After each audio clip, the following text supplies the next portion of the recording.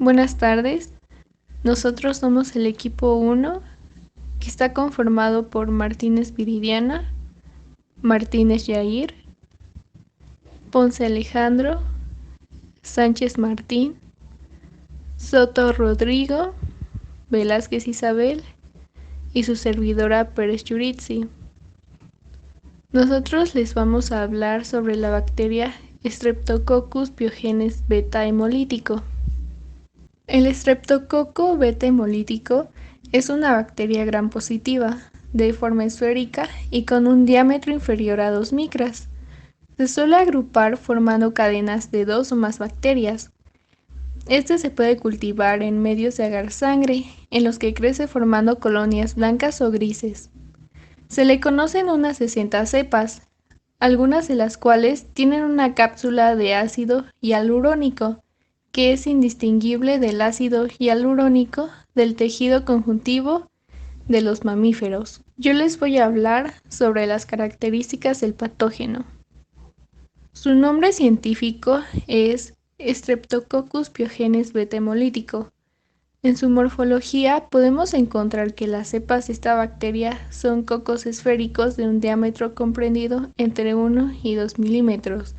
La longitud puede variar desde un solo par hasta cadenas continuas de más de 30 células, dependiendo de la especie y de las condiciones de desarrollo. Su tamaño va desde 0.5 micras hasta 1.5 micras. Esta bacteria está compuesta por un polímero de ácido lipoteicoico que tiene un papel importante en la adhesión de las células epiteliales del huésped. También tiene una cápsula de ácido hialurónico, que es la capa más externa de la bacteria. Igualmente encontramos una membrana plasmática. También podemos encontrar una enzima llamada C5A peptidasa, que actúa en las primeras fases de la infección.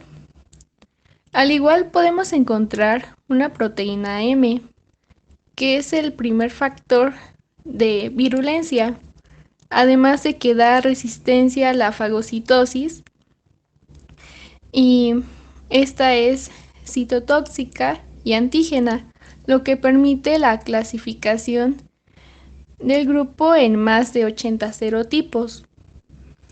Otros factores de virulencia son sintetizados y secretados al exterior de la célula, en los que podemos encontrar la streptokinasa, la hialuronidasa, entre otras. Y finalmente, el antígeno por el que es reconocida esta bacteria es la proteína M. Epidemiología del Streptococcus pyogenes. Streptococos en el mundo. Se puede observar un patrón estacional distinto de incidencia de la enfermedad invasiva en muchos climas templados de Europa y América del Norte. Los casos ocurren durante todo el año en estos países. La incidencia de la enfermedad suele ser más baja en otoño y luego aumenta considerablemente hacia su incidencia máxima en diciembre hasta abril. Los países desarrollados han logrado disminuir la incidencia de esta bacteria alrededor de 2 a 4 por cada 100.000 habitantes, pero en los países que siguen en desarrollo la incidencia no ha disminuido y sigue siendo un problema de salud con 1 millón de muertes al año.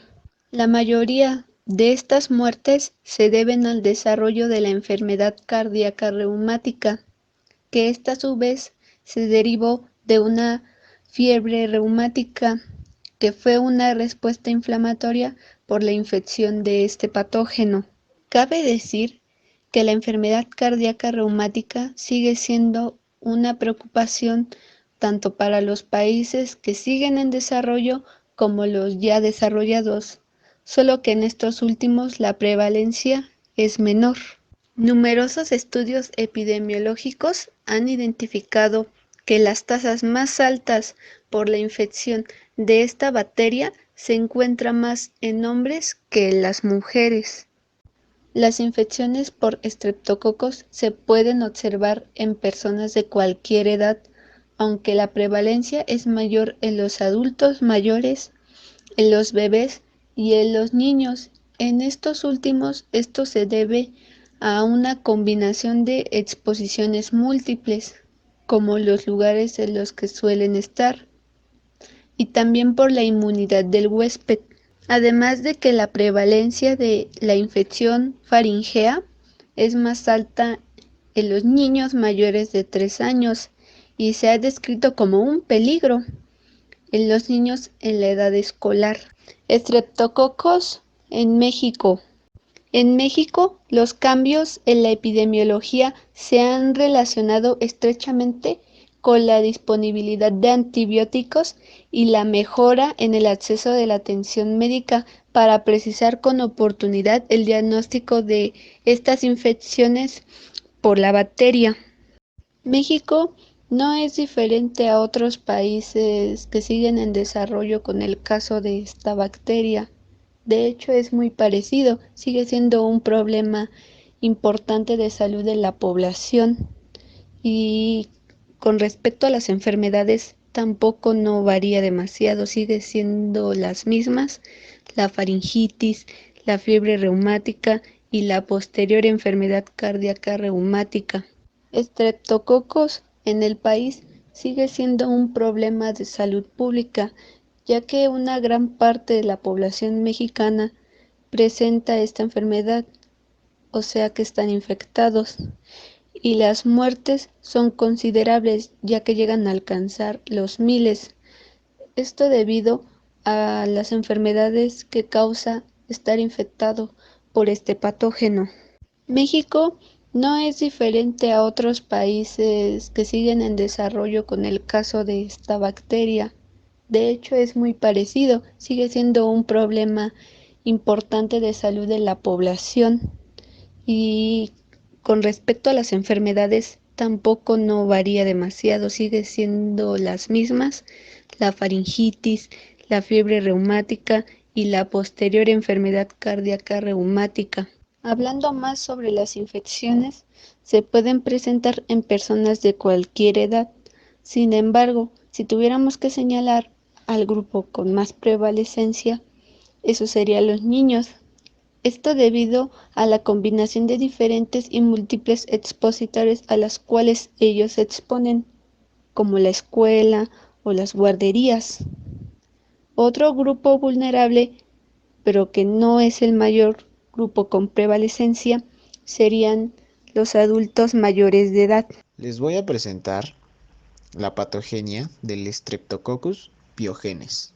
Las cepas de Streptococcus pyogenesis son cocos esféricos de diámetro comprendido entre 1 y 2 milímetros que conforman cadenas cortas en las muestras clínicas y cadenas de mayor longitud cuando crecen en medios de cultivo. Su crecimiento es óptimo en el medio de agar de sangre enriquecido, pero se inhibe cuando contiene una concentración elevada de glucosa.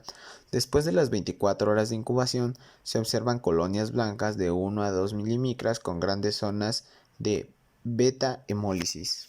La patogenia y la virulencia del Streptococcus del grupo A está determinada por la capacidad de las bacterias de evadirse de la opsonización y la fagocitosis, de adherirse a la superficie de las células del hospedador, invadir las células epiteliales y producir una variedad de toxinas y enzimas. El Streptococcus pyogenesis dispone de otros mecanismos para evitar la opsonización y la fagocitosis.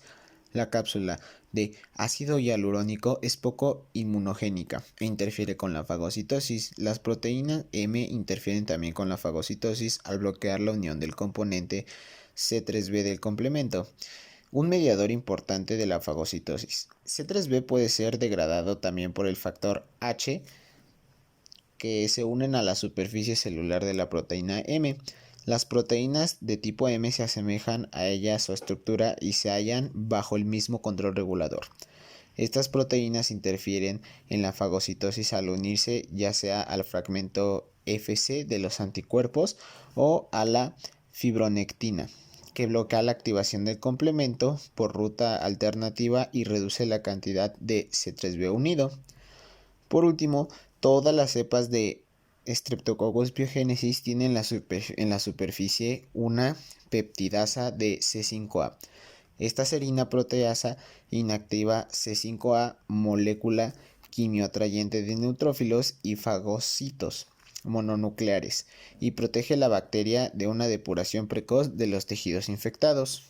Se ha demostrado que la adherencia a las células del hospedador interviene en numerosos antígenos bacterianos distintos, los más importantes de los cuales son el ácido lipoteicoico, las proteínas M y las proteínas F. La adherencia inicial es la interacción débil entre el ácido lipoteicoico y los sitios de la unión de los ácidos grasos en la fibronectina y las células epiteliales.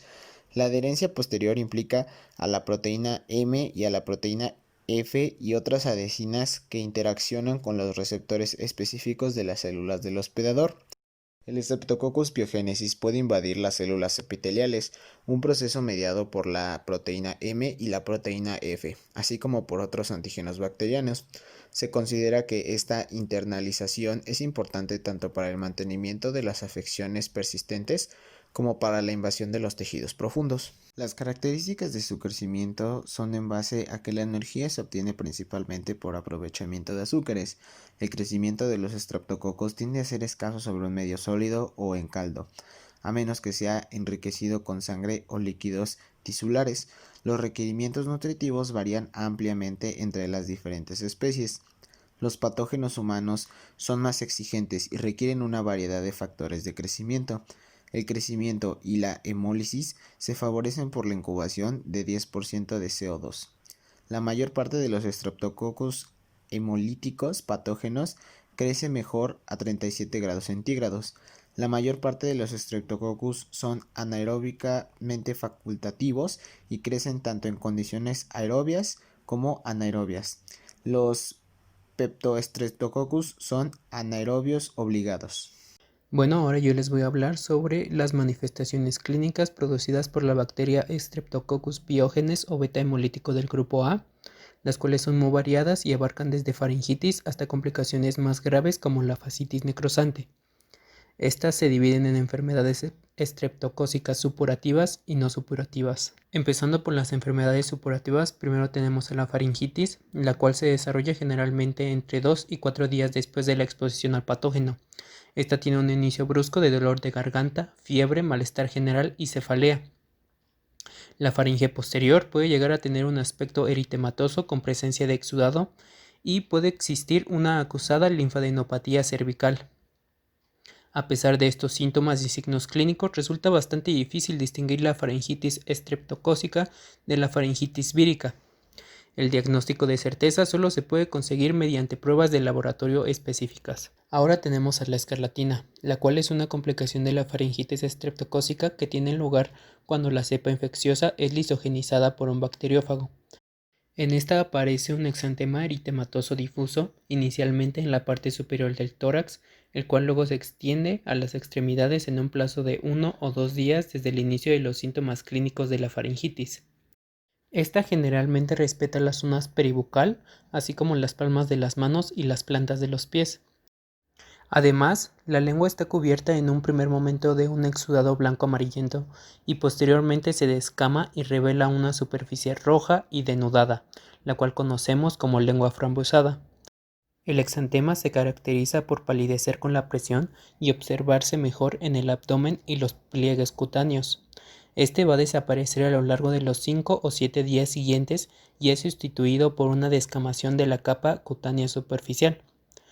Desde la introducción del tratamiento antimicrobiano, son infrecuentes las complicaciones supurativas de la faringitis estreptocócica. El pioderma o impétigo es una infección localizada y purulenta de la piel, que afecta fundamentalmente cara, brazos y piernas.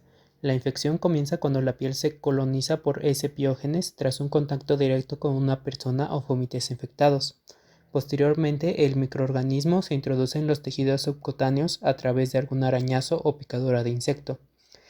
Se van a empezar a formar vesículas, las cuales más tarde se transforman en pústulas y después se rompen y producen costras. Normalmente los ganglios linfáticos regionales se encuentran hipertrofiados, pero son infrecuentes los signos de infección sistémica, como lo son fiebre, septicemia o la afectación de otros órganos. Asimismo, es típica la diseminación dérmica de esta infección como consecuencia del rascado, y esta se observa fundamentalmente en niños pequeños con malas condiciones de higiene. Normalmente se registra más durante los meses cálidos y húmedos. La celulitis afecta de forma característica tanto a la piel como a los tejidos subcutáneos más profundos, y al igual que en la erisipela, se observa una infección local y síntomas sistémicos. Sin embargo, en la celulitis no está clara la distinción entre la piel infectada y la que no está infectada. Ahora tenemos a la fascitis necrosante, también conocida como gangrena estreptocócica, la cual es una infección que se desarrolla en la zona profunda del tejido subcutáneo y se extiende a través de los planos de las fascias. Esta se caracteriza por una extensa destrucción de los músculos y el tejido adiposo. Aquí el microorganismo se va a introducir en el tejido a través de pequeños cortes, traumatismos, infecciones víricas con vesículas, quemaduras o intervenciones quirúrgicas. Inicialmente hay evidencias de celulitis, después de la cual se forman ampollas y aparece la gangrena y los síntomas sistémicos. La toxicidad sistémica, la insuficiencia multiorgánica y la muerte son características de esta enfermedad, por lo que es necesario un tratamiento médico precoz para salvar al paciente. La fascitis debe tratarse también de forma agresiva mediante el desbridamiento quirúrgico del tejido infectado. En el síndrome del shock tóxico estreptocócico, los pacientes afectados presentan en un principio una inflamación de tejidos blandos en el lugar de la infección, dolor y síntomas inespecíficos como fiebre, escalofríos, malestar general, náuseas, vómitos y diarrea. El dolor se va a intensificar según la enfermedad progresa, hasta provocar shock e insuficiencia multiorgánica en riñón, pulmones, hígado y corazón. Aunque los sujetos de cualquier edad son susceptibles a padecer el síndrome del shock tóxico estreptocócico, se observa un mayor riesgo de padecer la enfermedad en pacientes con infección por el virus de la inmunodeficiencia humana, cáncer, diabetes, enfermedad pulmonar o cardíaca, infección por el virus de la varicela zóster, así como los adictos a drogas por vía parenteral o los alcohólicos. Ahora pasamos a las enfermedades no supurativas, en donde tenemos a la fiebre reumática, la cual se caracteriza por la aparición de alteraciones inflamatorias que afectan el corazón, las articulaciones, los vasos sanguíneos y los tejidos subcutáneos. La afectación cardíaca se manifiesta con endocarditis, pericarditis o miocarditis y se asocia a menudo a la presencia de nódulos subcutáneos. Esta puede producir una lesión crónica y progresiva de las válvulas cardíacas.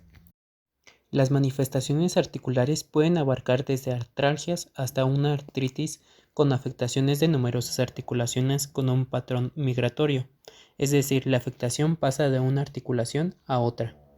La fiebre reumática es más frecuente en escolares de corta edad, sin predilección por el sexo y se registra principalmente durante los meses más fríos del otoño e invierno. Aunque esta enfermedad afecta con mayor frecuencia a pacientes con faringitis estreptocócicas graves, hasta un tercio de estos presenta una infección leve o asintomática. Debido a que no hay una prueba diagnóstica específica para identificar a los pacientes con fiebre reumática, el diagnóstico se hace sobre la base de los hallazgos clínicos y de la evidencia documentada de una infección reciente por ese piógenes. Y por último tenemos a la glomerulonefritis aguda, la cual se caracteriza por una inflamación aguda de los glomérulos renales con edema, hipertensión, hematuria y proteinuria. A diferencia de la fiebre reumática, la glomerulonefritis aguda es una secuela de las infecciones estreptocócicas piodérmicas y faríngeas. Las características epidemiológicas de la entidad son semejantes a las de las infecciones estreptocócica inicial. El diagnóstico se basa en las manifestaciones clínicas y el hallazgo de una infección reciente por ese piógenes. En este grupo de pacientes se han observado pérdidas progresivas e irreversibles de la función renal. Muy bien, ahora hablaremos del diagnóstico. Podemos decir que está basado clásicamente en el aislamiento de la bacteria a partir del exudado faríngeo. No hay un método estandarizado para la realización de estos cultivos en cuanto al medio de aislamiento. También podemos considerar la atmósfera de incubación o las pruebas mínimas de identificación que se deben realizar.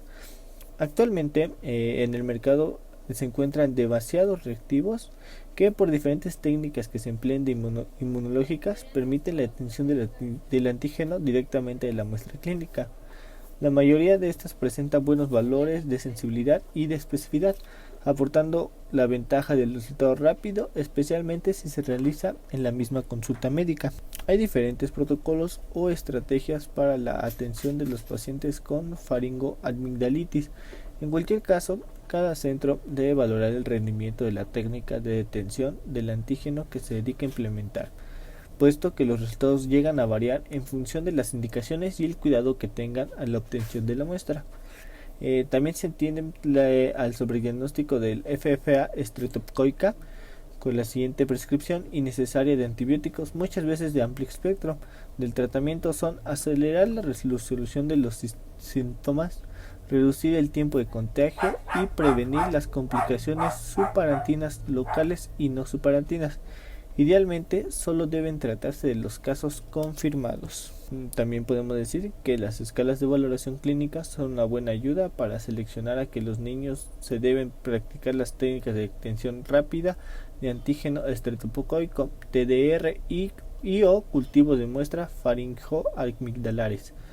En caso de no disponibilidad de la TRR o en algunos casos ante un resultado negativo, se recomienda obtener el cultivo e iniciar tratamiento al esperar los resultados solo si la sospecha clínica es alta.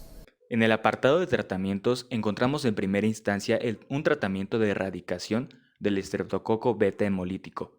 Este es recomendable que se inicie 9 días después de la aparición de la enfermedad aguda, con penicilina besanticina, la cual es una bactericida que se administra de forma intramuscular, el cual proporciona un nivel duradero de penicilina en la sangre.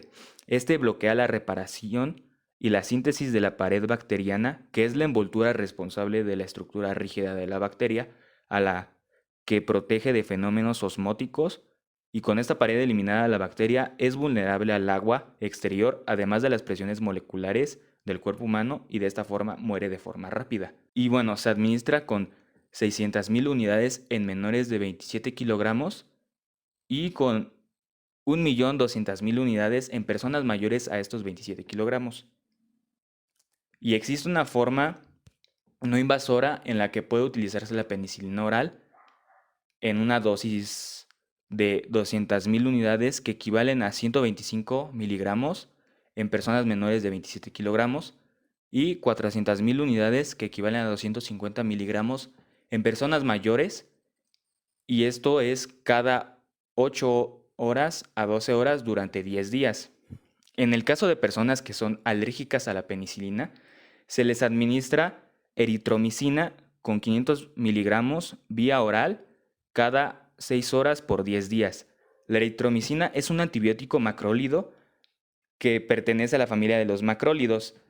Debido a sus efectos sobre la motilidad gástrica, la eritromicina puede ser muy ventajosa en algunos casos, y esta se une a la subunidad 50S del ribosoma bacteriano, que inhibe la síntesis de proteínas y es efectiva frente a un gran amplio de bacterias, y su actividad es aún mayor en las gram positivas, ya que penetra de mejor manera su pared celular. También se le puede administrar la trimetoprima sulfametoxazol en tabletas de 80 a 400 miligramos, 2 tabletas vía oral cada 12 horas por 10 días. Es generalmente bactericida que actúa a inhibir enzimas secuenciales que intervienen en la síntesis del ácido fólico bacteriano. Este ácido fólico se usa como cofactor para desarrollarse la bacteria. En el caso de la faringoamigdalitis, que es una patología muy común del Streptococcus pyogenes beta hemolítico, se utiliza lo que sería la amoxicilina, ácido clavúnico, 500 miligramos cada 8 horas por 10 días, el cual es un bactericida de amplio espectro que bloquea la síntesis de la pared celular bacteriana e inhibe las beta-lactamasas, que son enzimas producidas por algunas bacterias, la cual es responsable de la resistencia a estas ante la acción de antibióticos beta-lactámicos como penicilinas, las cefalosporinas, monobactámicos y carbapenémicos. Y también se les usa lo que sería la cefalosporina, 600 miligramos cada día de 2 a 4 dosis por 10 días. Y estos son bactericidas, el cual su mecanismo de acción es interferir con la síntesis del componente peptidoglucano de la pared celular bacteriana a través de la unión a la proteína fijadora de penicilina, PBP, e inactivación de los inhibidores de la autolisina endógena. Esta autolisina rompe las paredes celulares bacterianas y produce la muerte del microorganismo por lisis microbiana. Y bueno, también en esto se encuentra un tratamiento no farmacológico que es más bien para manejar lo que serían los síntomas agudos. Y este es incrementar la ingestión de líquidos, mantener una alimentación adecuada si el paciente con alimentos necesita pequeñas cantidades, y también realizar gárgaras con agua salada preparada con un vaso de agua y 1/4 de cucharada de bicarbonato. En cuanto a la prevención, como se mencionó anteriormente, esta bacteria tiene como vías de entrada la mucosa por vía dérmica, parenteral o incluso digestiva. Sin embargo, actualmente no hay vacuna para prevenir la infección de esta bacteria por las vías ya mencionadas. Ahora bien, aunque no existe una vacuna, sí hay una estrategia de prevención y control, como por ejemplo, se ha demostrado que el uso de desinfectantes puede reducir la propagación de la bacteria, especialmente en las superficies, por lo que se recomienda usar hipoclorito sódico a un 1%, glutaraldehído al 2%, en cuanto al etanol y propanol por lo menos a un 70%. Ácido peracético a un 2%, el peróxido de hidrógeno entre 3 a 6% y el yodo al 0.16%. Pero por otro lado, la práctica de antimicrobianos ayuda a disminuir la presencia de Streptococcus, como betalactámicos, que es el uso recurrente a penicilina, macrólidos, donde van a intervenir eritromicina y acitromicina. También el uso de clindamicina, lincomicina, vancomicina y rifampicina. Estas sustancias tienen la capacidad de reducir la presencia de microorganismos, en este caso una bacteria. Ahora, en cuanto a las medidas preventivas generales, lo más recomendable es llevar a cabo buenas prácticas de higiene, donde va a intervenir el aseo personal, el lavado de manos y, por supuesto, evitar tocarse la cara o las mucosas con las manos o un guante sucio. Otra medida es evitar o reducir el uso de herramientas cortantes o punzantes y, en caso necesario, utilizarlas con las debidas protecciones y precauciones. En caso de un incidente, limpiar y desinfectar las áreas de los cortes, arañazos o heridas en la piel y por lo tanto evitar el contagio de las mismas con elementos contaminados. Posteriormente, cubrir las heridas con apósitos estériles e impermeables. Por último, en caso de que una persona esté infectada, para impedir la propagación de la enfermedad, es recomendable que los habitantes enfermos sean separados especialmente de sus áreas de trabajo, hasta la finalización del periodo contagioso. Además, las personas infectadas deben protegerse siempre que tosan con pañuelos desechables, lavarse frecuentemente las manos, sobre todo después de toser o estornudar, y antes de preparar alimentos o de comer, llevar las medidas de higiene necesarias. Y en cuanto a los trabajadores que mantienen un estado sano, deben utilizar ropa de trabajo y equipos de protección individual, y si es posible, resistentes a la perforación.